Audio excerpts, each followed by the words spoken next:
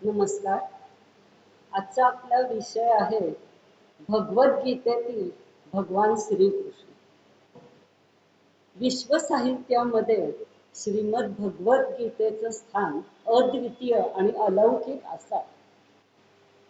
ही जी गीता आहे, भगवद्गीता आहे, ती प्रत्यक्ष भगवंतांच्या मुखातून प्रसारित झालेली दिव्य अशी आणि अलौकिक अशी वाणी आहे.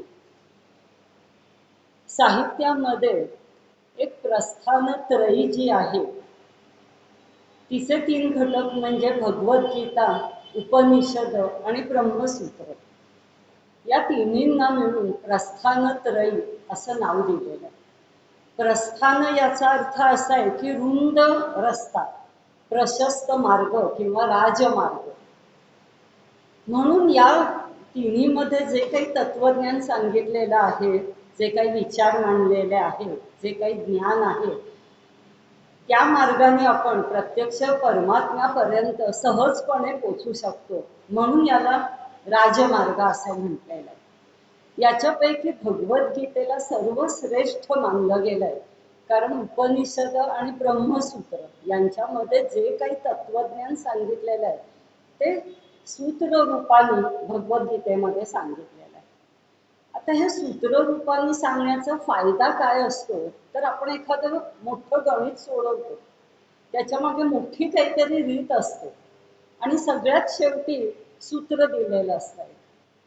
मग सामान्य विद्यार्थी जे असतात त्यांना एवढी सगळी मोठी रीत लक्षात राहणंही काही जणांना कठीण जातं. मग ते काय करतात, सूत्र लहानसं फक्त लक्षात ठेवतात, त्याच्यामध्ये त्या किमती घातल्या की लगेच उत्तर मिळतं. अगदी तसंच भगवद्गीता जी आहे ती सूत्र रूपाने सांगितली. आपल्या आयुष्यातला कोणताही प्रश्न असो, प्रॉब्लेम असो, काही अडचण असो, आपण विचारली भगवद्गीतेला तर त्याच्याकडून नक्की लगेच ताबडतोब आपल्याला उत्तर मिळतं. प्रत्येक प्रॉब्लेमचं सोल्युशन या भगवद्गीतेमध्ये आहे. आता ही भगवद्गीता म्हणजे नेमकं काय आहे, तर एका वाक्यात सांगायचं झालं तर भगवान श्रीकृष्ण आणि अर्जुन यांच्यामधला धर्ममय संवाद आहे. अर्जुनाने काही प्रश्न विचारलेत, शंका विचारल्यात आणि भगवंतांनी त्या शंकांचं निरसन केलेलं आहे. मग ही जी भगवद्गीता आहे ती भगवंतांनी कुठे सांगितली, कशासाठी सांगितली, कुणासाठी सांगितली आणि का सांगितली, केव्हा सांगितली, हे आपण आधी जाणून घेऊया. ही भगवद्गीता भगवंतांनी कुठे सांगितली अर्जुनाला, तर कुरुक्षेत्रावर सांगितली, जिथे कौरव आणि पांडव यांचं युद्ध झालं तिथे. कुरुक्षेत्रालाच धर्मक्षेत्र असं नाव दिलेलं आहे. भगवद्गीतेतला पहिलाच श्लोक आहे, धर्मक्षेत्रे कुरुक्षेत्रे. तर याला धर्मक्षेत्र म्हणण्याचं कारण असं आहे की आपल्याला माहिती आहे सृष्टी ही त्रिगुणांनी युक्त आहे. सत्व, रज, तम हे जे 3 गुण आहेत त्यांनी सगळी सृष्टी व्यापलेली आहे. त्याच्यापैकी हे जे कुरुक्षेत्र आहे तिथे सात्विकतेचं प्राधान्य, सत्ववृत्तीचं प्राधान्य. या कुरुक्षेत्रावर अनेक कुरुवंशातल्या अनेक राजांनी तप केलं होतं, अनेक यज्ञ केले होते आणि त्यामुळे ती भूमी पवित्र मानली जाते. या भूमीमध्ये आल्यावर माणसाची वृत्ती आपोआप सात्विक बनते. आणि पूर्वीच्या काळी असा एक संकेत होता की युद्ध करायचं तर ते सुद्धा धर्माला अनुसरून करायचं.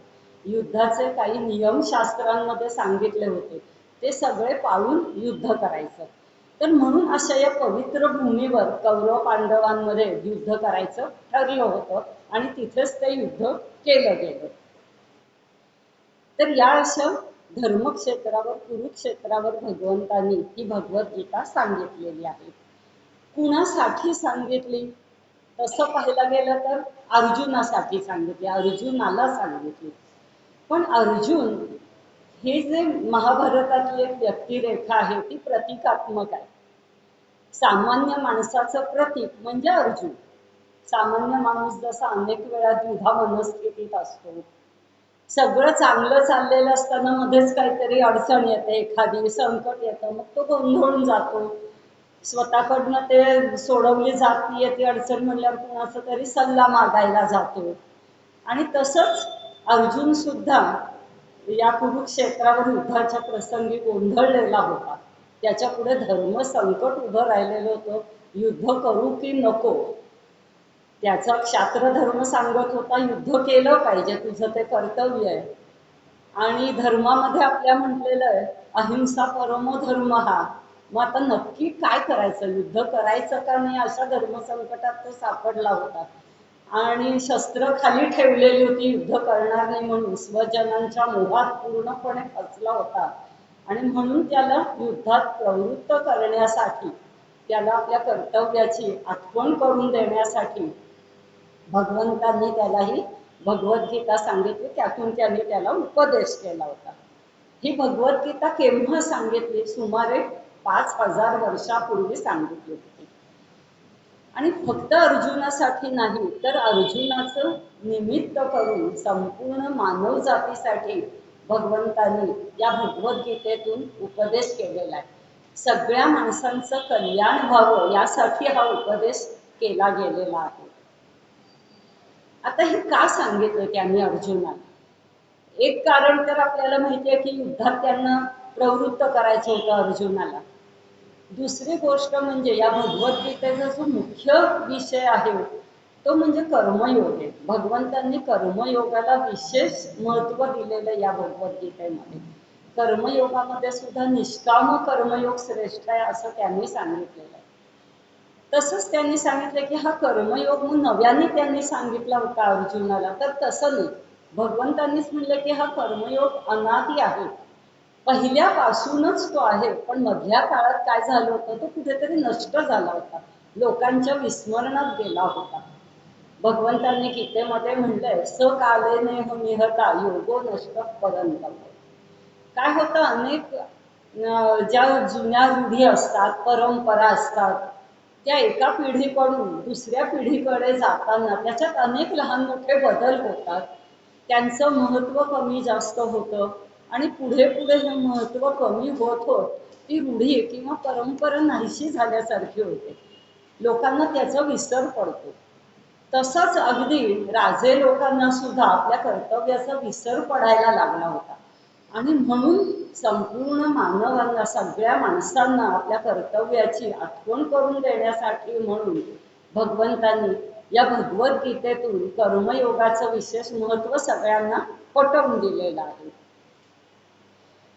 आता आपण श्रीकृष्णाचा जन्म साजरा करतो. श्रीकृष्ण जन्म गोकुळ अष्टमी साजरी करतो.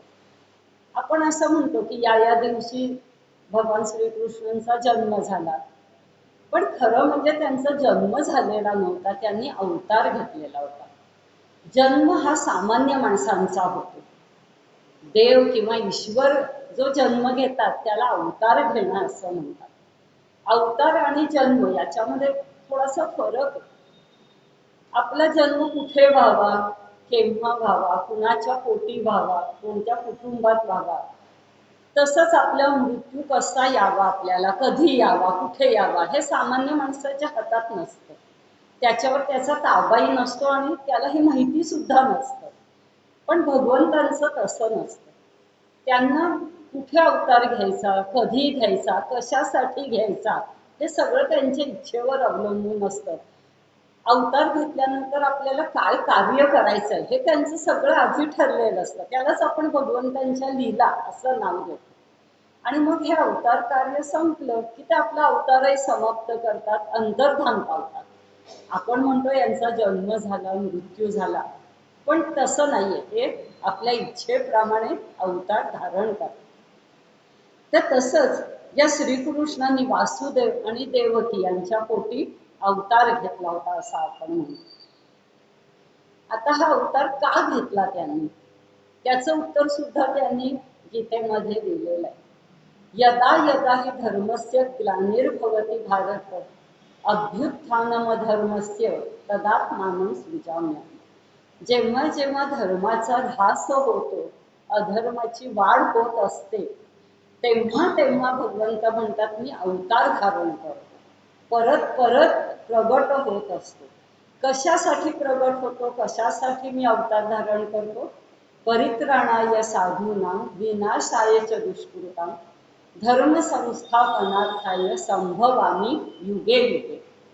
ते म्हणतात सज्जनांचं रक्षण करण्यासाठी, दुर्जनांचा नाश करण्यासाठी, किंबहुना दुष्ट प्रवृत्ती नष्ट करण्यासाठी मी परत परत धर्माची परत एकदा चांगल्या रीतीने स्थापना करण्यासाठी प्रत्येक युगात अवतार धारण करत असतो.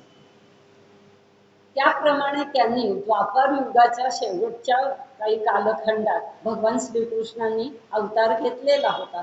कारण त्यांना अंतर्यामी होते, अर्थातच ते प्रत्यक्ष भगवंत होते. त्यांना माहिती होतं की जग आता कसं बदलणार आहे, सृष्टीतल्या लोकांची मानसिकता कशी बदलणार आहे. द्वापार युग संपत आलेलं होतं आणि कलियुग आता सुरू होणार होतं.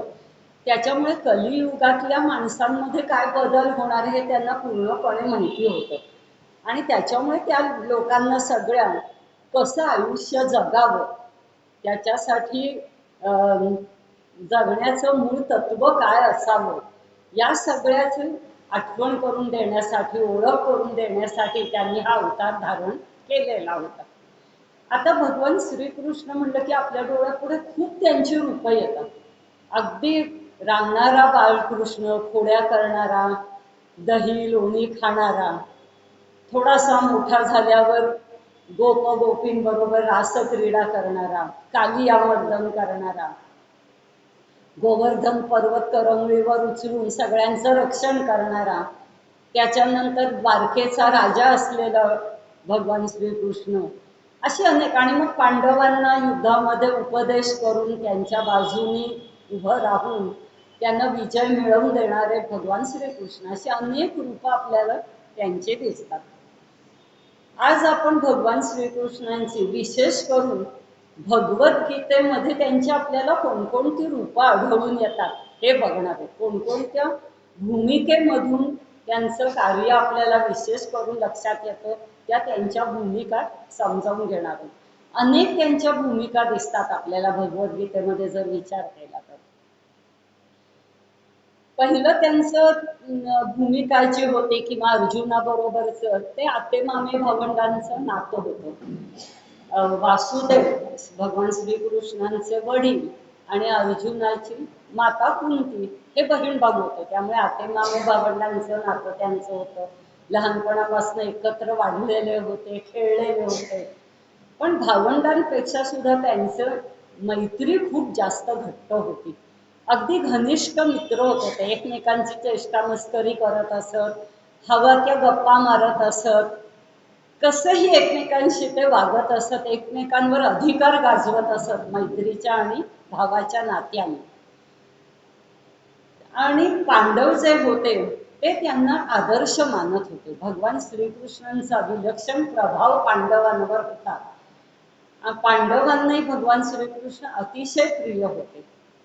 त्या पांडवांमध्ये सुद्धा भगवंतांचा लोभ अर्जुनावर जास्त होता आणि त्याच्यामुळे अर्जुनाशी त्यांचं नातं वेगळंच मित्रत्वाचं असं होतं. मग ज्यावेळेस कौरव पांडवांमध्ये युद्ध होणार असं निश्चित झालं की आता कुठला पर्याय दुर्योधनाने बाकी ठेवला नव्हता युद्धाशिवाय, माता कुंतीने सुद्धा पांडवांना, आपल्या मुलांना आज्ञा केली की आता तुम्ही युद्ध केलं पाहिजे कौरवांबरोबर. आणि द्रौपदीची जी विटंबना झालेली आहे, ही जी चुकीची अनिष्ट, नाहीतर ही रूढी किंवा अशी पद्धत पडेल की तुम्ही स्त्रियांबरोबर कसंही वागा, तुम्हाला कोणतंही तुम्ही शासन करणार नाही, काही नाही, तर ही दुष्ट प्रवृत्ती नष्ट करण्यासाठी तुम्ही आता कौरवांशी युद्ध केलं पाहिजे. युद्ध ठरलं. दुर्योधन आणि अर्जुन दोघंही मदत मागण्यासाठी भगवान श्रीकृष्णांकडे आले. आपल्याला ही गोष्ट माहिती आहे.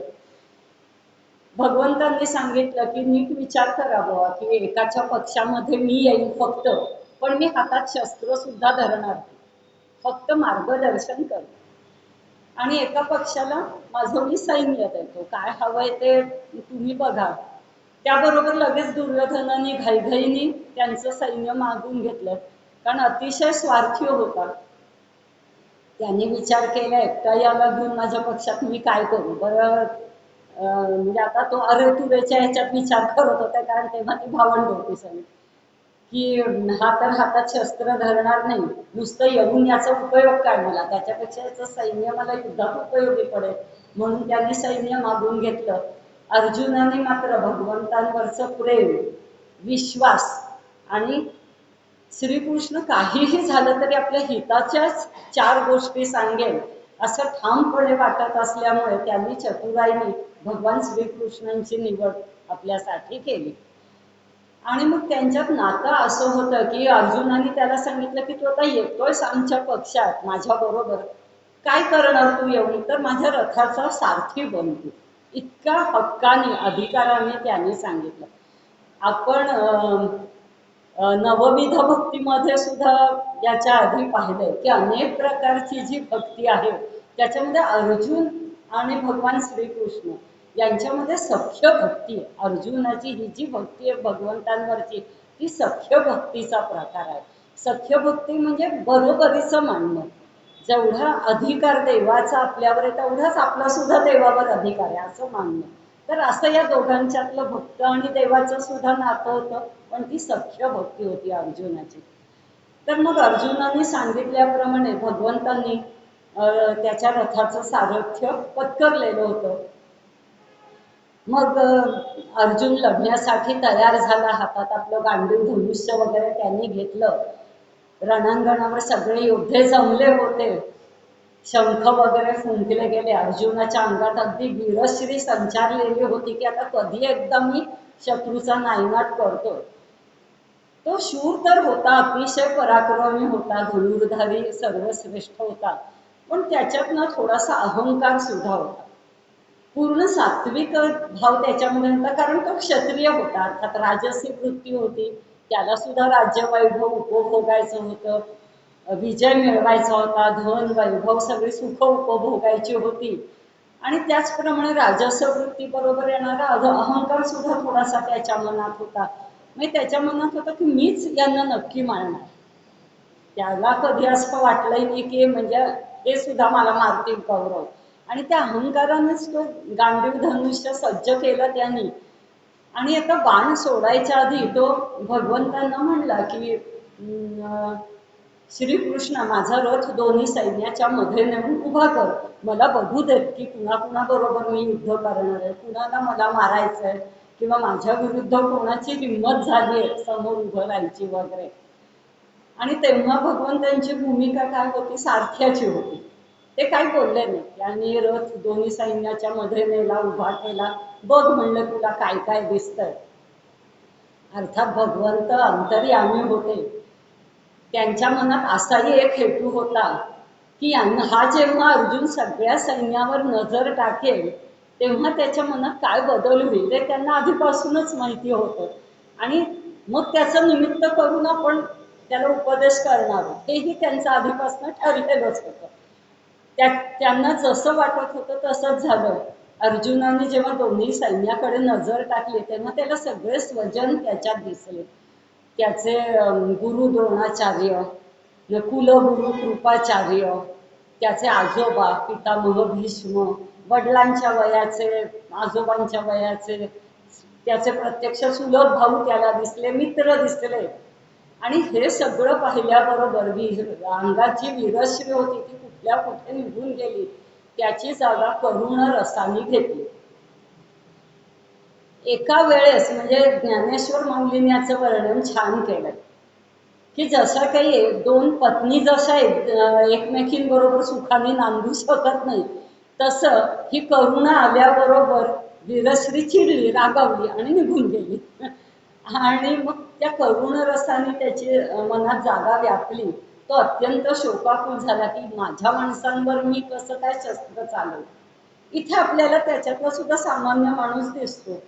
आपलं सुद्धा असंच होतं ना, आपण बाहेरच्या लोकांशी जोरात भांडू शकतो, संघर्ष करू शकतो, वैर पत्करू शकतो, पण घरातल्या एखाद्या माणसाशी जर संघर्ष करायची वेळ आली तर नाही आपण करू शकत. आपलं मन द्रवून जातं लगेच की कशाला याला शिक्षा करा, जाऊ दे, सोडून देऊ वगैरे. सामान्य माणूस तसाच अर्जुन सुद्धा होता. त्यांनी शस्त्र खाली टाकून दिलं आणि मी युद्ध करणार नाही असं भगवान श्रीकृष्णांना त्यांनी सांगितलं. की मी आता भिक्षा मागून सुद्धा जगीन, उदरनिर्वाह करीन, पण मी युद्ध करणार. आपण इथे जर पहिल्या अध्यायाचा अभ्यास केला तर आपल्याला कळतं की इथे भगवंतांची भूमिका कोणती होती. तर एक आदर्श उत्कृष्ट श्रोता म्हणून त्यांची भूमिका होती. अर्जुनाने अनेक सबबी त्यांना सांगितल्या, खोटी नाटी कारणं सांगितली की मला आता अपशकुन होतोय असं वाटतंय, मग मी यांच्याकडे शस्त्र सोडलं तर मला पापच लागेल, सगळ्या कुळाचा नाश झाला तर मला नरकात जायला लागेल, असे अनेक त्यांनी. आता तो काही पहिल्यांदा युद्ध करायला आला नव्हता, अनेक लढाया केल्या होत्या त्यांनी. अगदी इंद्र, शंकर, भगवान शंकर यांना सुद्धा त्यांनी युद्धात त्यांचा पराभव केला होता. त्याला युद्ध नवीन नव्हतं. पण परत स्वजन मोह, आपल्या माणसांशी लढायचं म्हटल्यावर त्याच्या मनात या सगळ्या गोष्टी आता यायला लागल्या. म्हणजे योग्य विचार पण अयोग्य बोल असं झालं ते. आणि त्याच्यामुळे त्यांनी शस्त्र खाली टाकलं. आता भगवान काहीही बोलले नाही, सगळं त्याचं ऐकून घेतलं. आणि दुसऱ्या अध्यायाचा अगदी सुरुवात जर आपण पाहिली तर तेव्हा मात्र त्यांनी शस्त्र खाली टाकून तो रथाच्या मागे जाऊन बसलेला निशस्त्र होऊन. मग मात्र त्यांना अतिशय राग आला त्याचा. इथे त्यांनी थोडंसं वडील भावाची भूमिका किंवा मित्राच्या अधिकारांनी अर्जुनाला रागवलं, ते त्याची निर्भत्सना केली त्यांनी. अगदी सरळ सरळ त्याला नपुसक म्हटलेलं आहे त्यांनी की तू हा तुझा जो हृदयाचा दुबळेपण आहे, मनाची दुर्बलता आहे, त्याचा त्याग करते त्याला म्हणलं, हे तुला शोभून दिसत नाही. आणि तू आधी उठून उभा राहा आणि लढायला तुझं गांडीव धनुष्य हातात घे. अगदी कठोर शब्दात त्याची निर्भत्सना केलेली आपल्याला दिसते. इथे अगदी त्यांची भूमिका एका भावाची आणि मित्राची आपल्याला दिसते. खूप रागावले त्याला ते, पण काहीच उपयोग झाला नाही. काही म्हणजे आपण पाहतो ना की मुलांचं सुद्धा, लहान मुलं, एखादा मुलगा रागवल्यावर चटकन ऐकतो, एखाद्याला अगदी मारलं काही सांगितलं तरी ऐकत नाही, एखादा खूप समजवल्यानंतर ऐकतो, असं त्यांचा असतो स्वभाव. तर अर्जुन तरी परत म्हटला की नाही नाही, मी माझ्या गुरूंवर वगैरे काही शस्त्र चालवू शकत नाही आणि मी काही लढणार नाही. मला या कौरवांनी येऊन मारलं तरी चालेल, पण मी नाही लढणार. आता ते म्हणलं याला रागवून आणि हे करून काही उपयोग नाही, याला समजावलं पाहिजे. आणि ते त्याला रागवलं म्हटल्यावर अर्जुनाच्या मनात थोडीशी भीती किंवा चलबिचल निर्माण झाली की हा का माझ्यावर रागवला. मी तर धर्माप्रमाणे म्हटलं की अहिंसा हा धर्म आहे, नाही मारायचं मला कोणाला, यात माझं काय चुकलं. पण त्यांच्या चेहऱ्याकडे पाहिल्यावर अर्जुनाला वाटलं की नाही नाही, माझं काहीतरी चुकलंय, मी लढायला नाही म्हणतोय, काहीतरी माझी चूक तर नक्कीच झाली, त्याशिवाय हा रागवणार नाही माझ्यावर कधी. आणि म्हणून तो म्हणलं की आता मलाच कळत नाहीये, मी धर्मसंकटात सापडलोय, काय करू. शिष्यस्तेहम साधी मान त्वाम प्रपन्नम, तो म्हणतो आता मी तुमचा शिष्य झालो. त्यांनी शरणागती पत्करली भगवंतांपुढे आणि आता मला उपदेश करा म्हणला, मला माझं कल्याण करून घ्यायचंय, आता तुम्ही मला उपदेश करा, युद्ध करू का नको करू. आता इथेही सामान्य माणूस दिसतो अर्जुनातला. प्रॉब्लेम माझा असा असा आहे, मी तुझ्याकडे आलोय, काय करू ते सांग. भगवंत उपदेश करायला लागलं ते काही अर्जुनाला पटत नव्हतं. आपलंही असंच होतं ना, आपण कुणाकडे मदत मागायला गेलो आणि कुणी मदत करायच्या वेळी उपदेश करायला लागला, आपण म्हणून ते आत्ता भाषण वगैरे तुझं काही नको, काय करू ते सांग किंवा मला आत्ता मदत कर आणि यातनं बाहेर काढ, अशी घाई झालेली असते. अर्जुनाचं तसंच झालं होतं. तो म्हणलं काय करू सांग की माझं कल्याण होईल, एकच मला काहीतरी सांग. कारण दुसऱ्या अध्यायात आपण पाहिलं तर भगवंतांनी त्याला ज्ञानयोगाची ओळख करून दिली आहे, सांख्य योग ज्याला म्हणतात, की जिथे विवेकाला प्राधान्य आहे, कर्माला नाही, वैराग्याला प्राधान्य आहे, त्याला आत्मा आणि शरीर याच्यातला फरक समजावून दिला वगैरे. आणि परत शेवटी त्याला म्हणले की उठ आणि युद्ध कर, हातात शस्त्र घे. अजूनच अर्जुन गोंधळला. तू म्हणलं नक्की ते काय चाललंय तुझं, नक्की काय ते मला एक सांगणं. मग मात्र भगवंतांनी गुरुची आणि मार्गदर्शकाची भूमिका घेतलेली आपल्याला दिसते. आणि मग त्यांनी अर्जुनाला अनेक मार्ग सांगितले, योगाचे प्रकार, ध्यान योग सांगितला, कर्मयोग सांगितला, ज्ञान योग सांगितला, अनेक त्या भक्ती योग सांगितला. म्हणजे एखाद्या ठिकाणी जाण्यासाठी अनेक रस्ते असतात, आदर्श गुरु किंवा मार्गदर्शक यांचं लक्षणच असं आहे की ते शिष्याला कधी सांगत नाहीत की अमुक एक तू कर. गुरु एक वेळ आज्ञा करतात शिष्याला. शिक्षक, गुरु आणि मार्गदर्शक याच्यात फरक आहे. मोबदला देऊन जे काहीतरी शिकवतात त्यांना आपण शिक्षक म्हणतो. गुरु म्हणजे शिष्याच्या हिताचं जे आहे ती गोष्ट त्याच्याकडनं करूनच घेतात. त्याला आज्ञा करतात की हेच कर म्हणजे तुझं कल्याण होईल, पण त्यांना कल्याणाची इच्छा असते त्याच्या. पण मार्गदर्शक म्हणजे असा असतो की तो तुम्हाला सगळ्या मार्गांची, रस्त्यांची ओळख करून देतो. जबरदस्ती करत नाही. समजा आपल्याला रायगडावर जायचंय, आपण कुणाला विचारायला कसं जाऊ बा, मग ती व्यक्ती आपण सल्ला ज्याच्याकडे मागायला गेलो ती काय सांगेल, रोपवे झालाय त्यांनी जा, पायऱ्या चढून जा, ट्रेकिंगची आवड असेल, झेपत असेल तर चढून जा पूर्ण गड. मग आपण आपल्याला जे झेपेल आवडेल त्या मार्गाने जातो, पण गंतव्यस्थान एकच आहे की रायगडावर जायचं. तसंच अर्जुनाला कल्याण करून घ्यायची इच्छा होती. भगवंत म्हणले ठीक आहे, कल्याण करायचं म्हणजे तुला मुमुक्षू म्हटलेलं आहे अर्जुनाला. मुमुक्षू म्हणजे ज्याला मोक्ष साधण्याची इच्छा आहे, स्वतःचं कल्याण करून घ्यायची इच्छा आहे. भगवंत म्हणजे ठीक आहे, तुला मोक्षच हवाय ना, कल्याणच हवंय ना, अनेक मार्ग मी सांगतो तुला. त्यांनी हे योगाचे मार्ग सांगितले. आणि तरी सुद्धा म्हणजे शेवटपर्यंत त्यांनी अर्जुनाला आधी जी आज्ञा केली होती सुरुवातीला उठ आणि युद्ध कर, नंतर त्यांनी ते सोडून दिलं. ते अर्जुनाला म्हटले हे हे मार्ग आहेत, या मार्गात या अडचणी आहेत, या चांगल्या गोष्टी आहेत, तुला जे झेपेल यथेच्छसी तथा करू. इथे आपल्याला त्यांच्यातली मार्गदर्शकाची भूमिका कळते. जबरदस्ती नाही. मी हे सांगितले, आता तू तुझा विचार कर आणि ठरव तुला युद्ध करायचं की नाही, मी तुला काही सांगणार नाही. त्याच्यानंतर भगवंतांची समाजाचे रचनाकार अशी सुद्धा आपल्याला एक भूमिका भगवद्गीतेमध्ये 4थ्या अध्यायात पाहायला मिळते. भगवंतांनी म्हटलंय चातुर्वर्ण्यम मया सृष्टं गुणकर्म विभागशः. चातुर्वर्णाची रचना भगवंतांनी केलेली. म्हणजे काय की ब्राह्मण, क्षत्रिय, वैश्य, शूद्र अशा 4 भागांमध्ये समाजाची त्यांनी विभागणी केली. आणि ही विभागणी करताना सुद्धा कशानुसार केली, तर त्या माणसाचा स्वभाव, त्याच्यामध्ये असलेल्या चांगल्या वाईट गोष्टी, त्याचं सामर्थ्य कशामध्ये आहे, त्याला काय झेपेल नाही. म्हणजे आपण जसं काउन्सिलेशनसाठी जातो, 10वी-12वीचे रिझल्ट लागले की ॲप्टिट्यूड टेस्ट मुलांना द्यायला लावतो. त्याचा रिझल्ट आला की काउन्सिलरकडे जातो, मग ते त्याचं सगळं ते पाहून रिझल्ट पाहून सांगतात याला इंजिनिअरिंग झेपेल का, याला मेडिकल साईडला टाका किंवा सायन्स साईडला टाका, कॉमर्सला टाका. तसंच अगदी भगवंतांनी माणसाला काय झेपेल काय नाही, त्याचा स्वभाव कसा आहे, मागच्या जन्मात त्यांनी काय काय कर्म केली आहेत, त्यानुसार या 4 पैकी एका वर्णात त्या माणसाचा जन्म होईल अशी रचना केलेली आहे. याला चातुर्वर्ण आपण म्हणतो. आणि मग त्या प्रत्येक वर्णासाठी त्यांनी काहीतरी कर्तव्य आखून दिलेली आपल्याला दिसतात, काही नियम सांगितलेले आहेत. तर इथे समाजाचा रचनाकार अशा एका भूमिकेतून सुद्धा आपल्याला भगवंतांची ओळख होते. त्याच्यानंतर 6व्या अध्यायाकडे जर आपण गेलो तर योग गुरूंची भूमिका त्यांनी केलेली. ध्यान योगाचे विस्तारपूर्वक अगदी त्यांनी वर्णन सगळं केलेलं आहे की ध्यान योगाद्वारे भगवंतांची प्राप्ती कशी करून घ्यावी.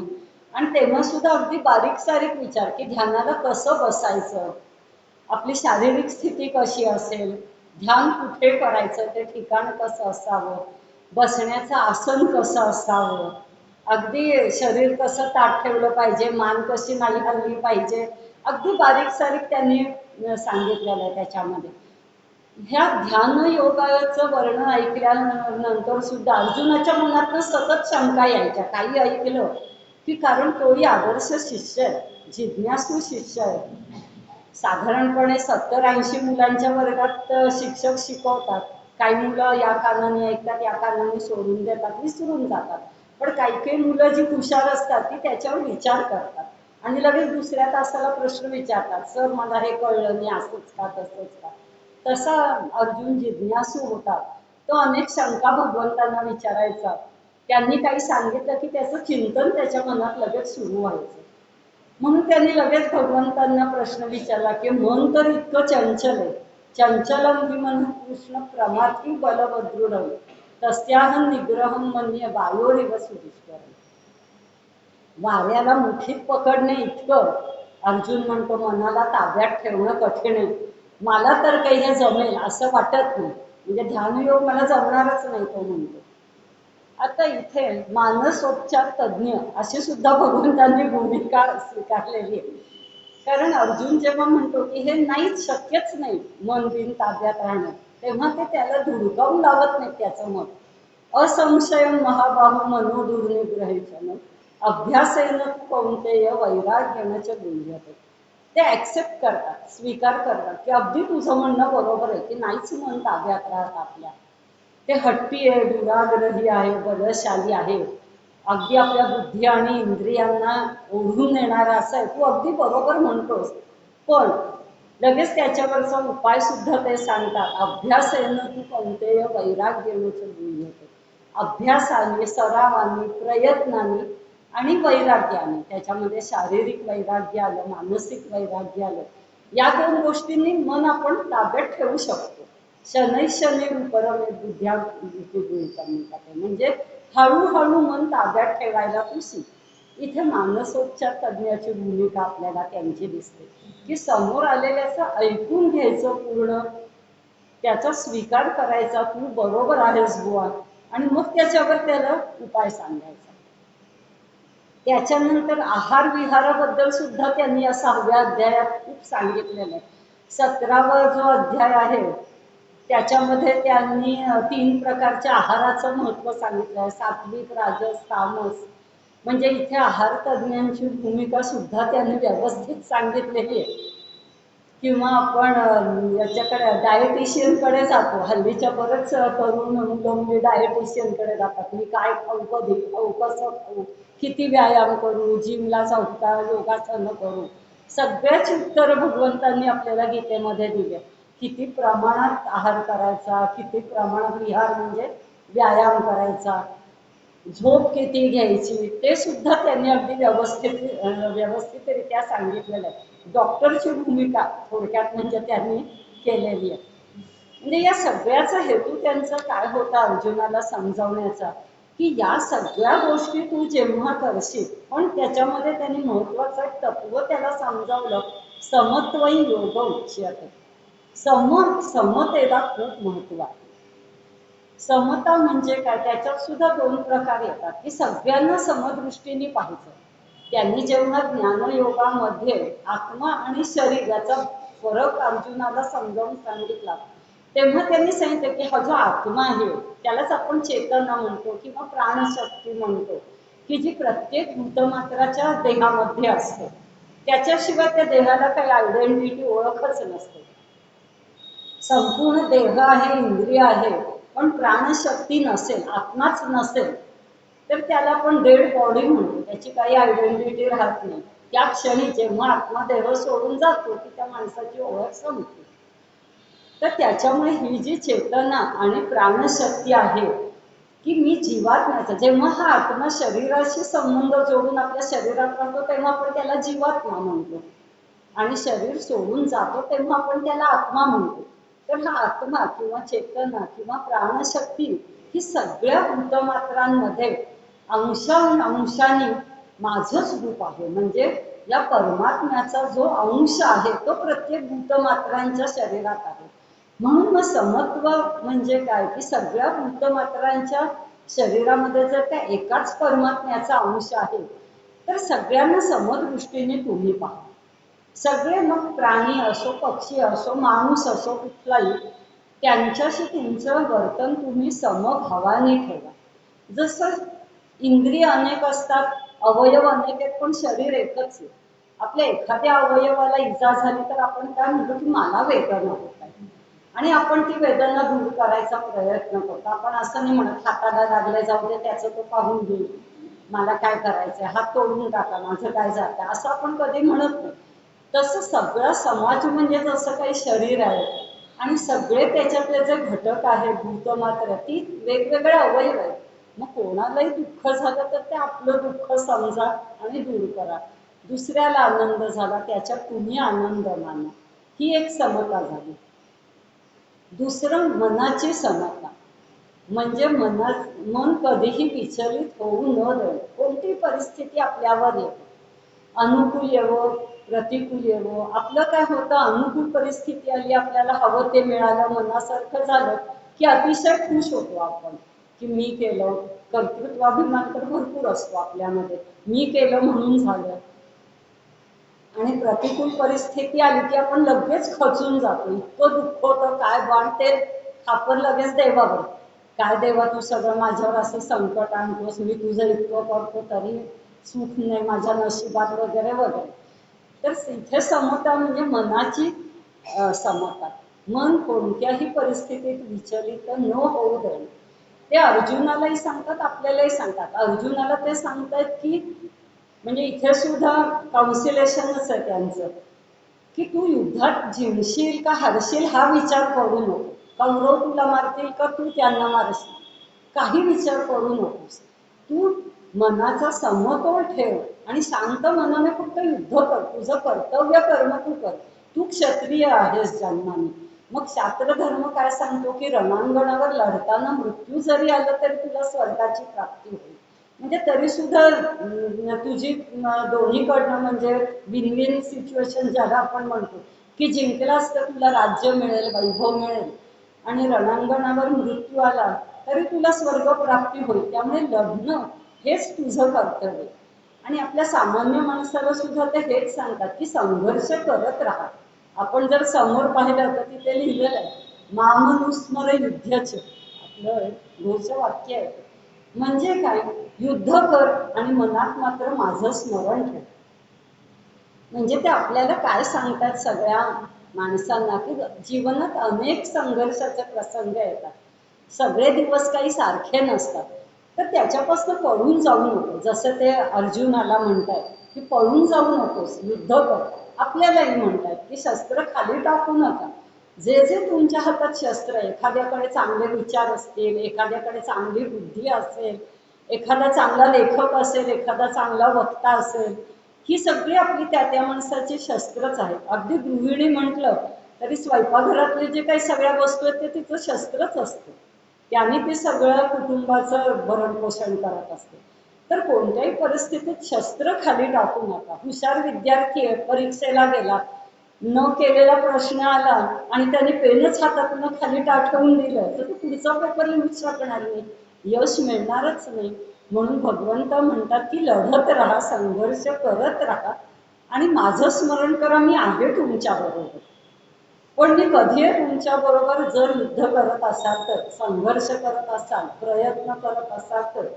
असेल माझा हरी तर देवी खाटल्यावर नाही होणार, तसं काही मिळणार नाही तुम्हाला बसल्या बसल्या. प्रयत्नवाद हा सुद्धा गीतेचा प्राणच आहे. तर इथे त्यांची काउन्सिलरची भूमिका आपल्याला दिसून येते.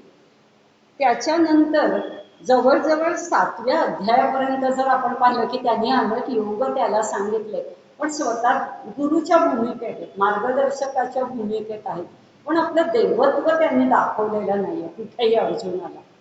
गुरुच्याच भूमिकेतनं त्याला ते अनेक मार्गांची ओळख करून देतात. पण 7व्या अध्यायापासून त्यांनी साधारणपणे आपल्या विभूती सांगितल्या की मी त्या विभूतींद्वारे त्यांना काय सांगायचंय की या सृष्टीमधल्या ज्या ज्या काही दिव्य, अलौकिक, सामान्यांपेक्षा वेगळ्या, असामान्य असं काहीतरी सामर्थ्य आहे, तेज आहे, ती ते माझी विभूती आहे, ते माझं स्वरूप आहे. जिथे असामान्यत्व आहे, अलौकिकता आहे, दिव्यत्व आहे, सामर्थ्य, बळ आहे, ऐश्वर्य आहे, ती सगळी माझी रूपं आहेत, भगवंता म्हणतात. म्हणजे काय की आपण आता राजा शिवछत्रपती म्हणलं की असामान्य शौर्य, म्हणजे काय, ते देवत्वच आहे ना, त्यांच्यातली विभूतीच आहे ते. तुम्ही किंवा बाबासाहेब आंबेडकर घ्या, त्यांचं अनेक त्या समाजासाठी ते म्हणजे देवच आहे, कारण त्यांनी समाजासाठी काहीतरी केलं. मग जे सामान्य माणसांच्या पेक्षा उच्च स्तरावर जाऊन काहीतरी करतात समाजासाठी, ते सगळे भगवंतांचीच रूप आहेत किंवा त्यांच्या विभूतीच आहेत. हे सगळं ऐकल्यानंतर सुद्धा परत अर्जुनाला प्रश्न पडला की तो म्हणतो की तुम्ही एवढं सांगताय की मी सगळ्या सृष्टीला व्यापून उरलोय, या प्रत्येक गोष्टीत मी आहे, माझ्या शरीराच्या एका अंशात सगळं ब्रह्मांड सामावलेलं वगैरे. तर मग तुझं समग्र रूप नक्की कसं आहे, खरं तुझं रूप कसं आहे, ते पाहिल्यानंतर मात्र त्यांनी, आपण जर 11वा अध्याय पाहिला तर तिथे त्यांनी आपलं संहारक रूप सुद्धा दाखवलंय. पण त्यांनी आधी काय म्हटलेलं आहे की मी सगळ्यांचा पिता आहे, तुमचं मी भरण पोषण करतो, मी ही सृष्टी निर्माण केलेली आहे. 14वा अध्याय जर आपण पाहिला तर त्याच्यामध्ये भगवंतांनी म्हटलं की अहम बीज प्रदप पिता, मी तुमच्या सगळ्यांचे वडील आहे आणि त्यावेळी मी तुमची काळजी घेतो. आता वडीलच म्हटल्यावर त्यांनी ती भूमिका लगेच 16व्या अध्यायात जास्त स्पष्ट केलेली की आसुरी प्रवृत्तीची जी माणसं आहेत त्यांना मी शिक्षा सुद्धा करतो. कशी शिक्षा करतो, परत परत त्यांना मी नीच योनीत टाकतो, परत परत त्याच्यात जन्म घ्यायला लावतो, नरकात जायला लावतो. इथे वडिलांची भूमिका दिसते की 3-4 मुलं आहेत बुवा, एखादा जर अति अवखळ असेल, ऐकणारा नसेल, दांडगाई करतोय, अभ्यास करत नाही, त्याला ते शिक्षा करतात.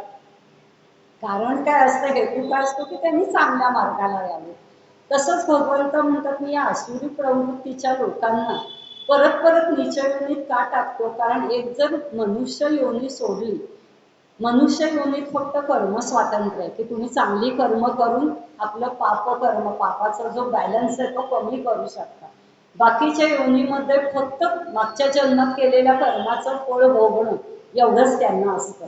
त्यामुळे भगवंत म्हणतात मी परत परत त्यांना नीच योनीत टाकतो आणि त्यांचं पापाचं बॅलन्स हळूहळू कमी करतो आणि शेवटी त्यांना मनुष्य जन्मात जन्म देतो आणि त्यांना मग कर्माचं स्वातंत्र्य देतो की आता तू काहीतरी चांगली कर्म कर, पुण्य कर्म कर, म्हणजे मोक्ष तुला प्राप्त होऊ शकेल.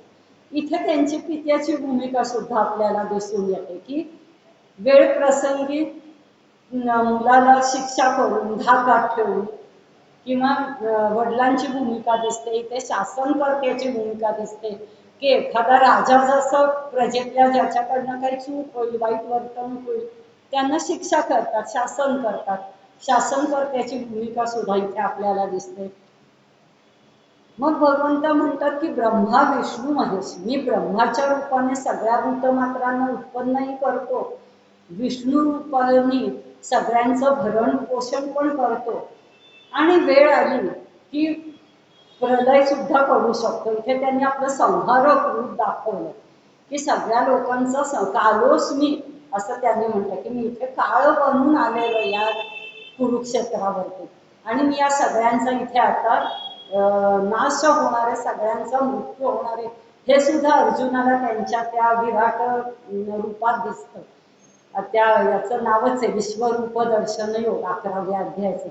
त्यांनी त्याच्यामध्ये आपलं संहार रूप सुद्धा दाखवलंय. त्याच्यानंतर अर्जुनाला मग त्यांनी हळूहळू भक्ती मार्गाकडे वळवलेलं आहे. अर्जुनाला आधी माहितीच नाहीये ना की हे असं म्हणजे श्रीकृष्ण म्हणजे कुणी असं देव आहे, इतकं मोठं कोणीतरी आहे, तो आपला आपला भाऊ आहे, आपला मित्र आहे, जास्तीत जास्त मग त्यांनी गुरुचं स्थान त्याला दिलेलं आहे. पण अर्जुन भक्त बनलेला नाहीये. पण जेव्हा हे 11व्या अध्यायामध्ये अर्जुन त्यांचं हे रूप बघतो, अनेक ब्रह्मांड, देवलोक, पाताळ लोक, मृत्यू लोक, हे सगळं त्यांच्या त्या एका शरीरामध्ये त्यांच्या विराट रूपात अर्जुन बघतो, तेव्हा त्याला कुठे कळलं की अरे बापरे, म्हणजे हे काहीतरी वेगळंच आहे. त्याला प्रचंड आश्चर्यही वाटतं आणि भीती सुद्धा खूप वाटते.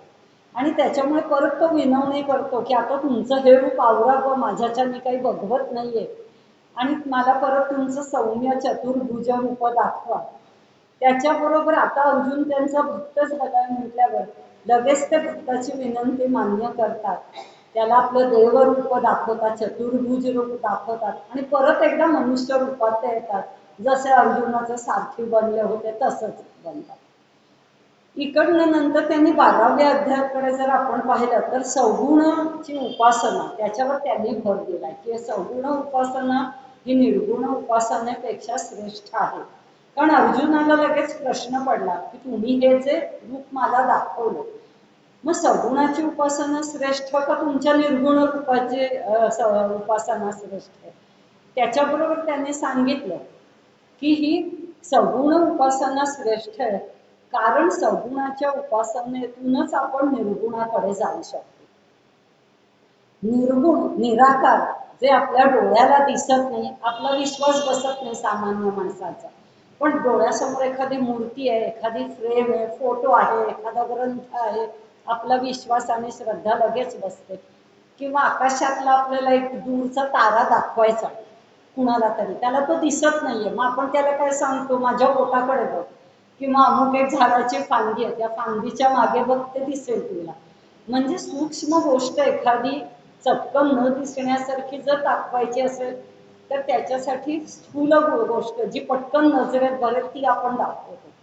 तसंच आहे की निर्गुण रूप दाखवण्यासाठी भगवंत म्हणतात सगुणाची उपासना आधी करा आणि त्यातून हळूहळू तुम्ही निर्गुणतेकडे जा.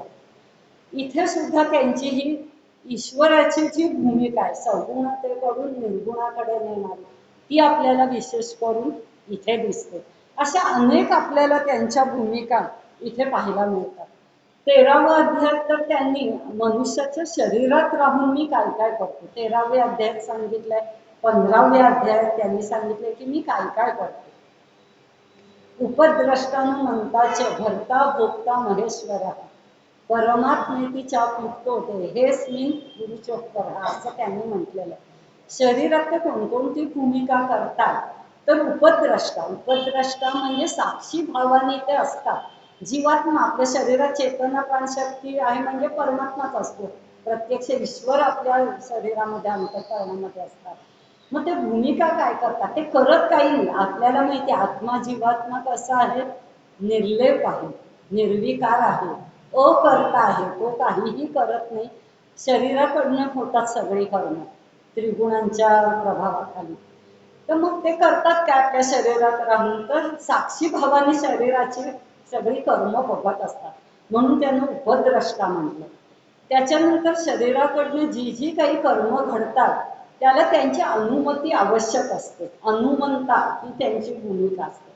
म्हणजे काय, त्यांची अनुमती आवश्यक असते म्हणजे कसं की आपल्याला पायाकडनं काहीतरी काम करून घ्यायचं, हातांकडनं काहीतरी काम करून घ्यायचं. हात आहे पण त्याच्यात चेतना नसेल तर हात सुद्धा काही करू शकत नाही.